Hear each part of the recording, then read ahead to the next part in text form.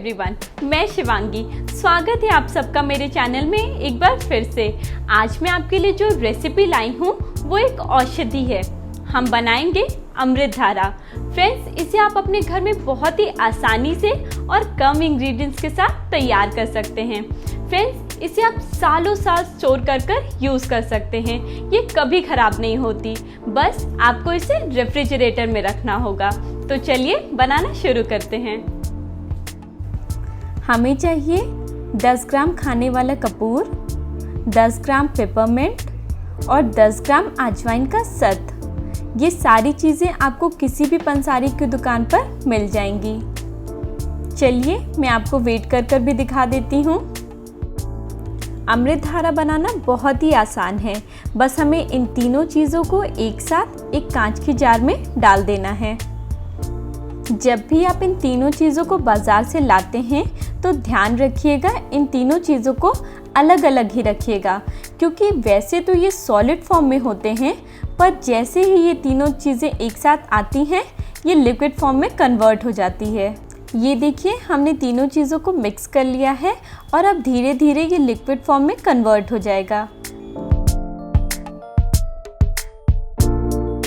हमें इन चीज़ों को मिक्स किए हुए सिर्फ 5 मिनट ही हुए हैं और देखिए ये थोड़ा थोड़ा लिक्विड में कन्वर्ट होना स्टार्ट हो गया है।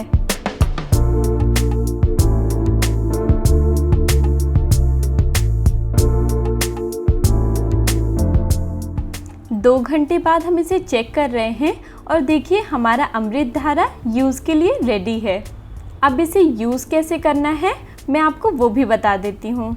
इसको यूज़ करने के तरीके बताने से पहले मैं आपको बताना चाहती हूँ कि जब भी अमृतधारा बनाते हैं तो ये तीनों इंग्रेडिएंट्स हमेशा हमें इक्वल प्रोपोर्शंस में ही लेनी होती है। जैसे कि मैंने यहाँ 10 ग्राम के इक्वल प्रोपोर्शंस में बनाया है, उसी तरह आप 10 ग्राम या 20 ग्राम के इक्वल प्रोपोर्शंस में बना सकते हैं। और दूसरा, इसे आपको हमेशा रेफ्रिजरेटर में ही स्टोर कर रखना होगा। तो चलिए इसको यूज़ करने के तरीके भी जान लेते हैं। सबसे पहले टूथेक। अगर आपको या बच्चों को दांत में दर्द है तो थोड़ा सा अमृतधारा रुई के फाई में लगाकर दर्द वाले दांत पर लगा लीजिए, आपको आराम मिलेगा। दूसरा, हेडेक।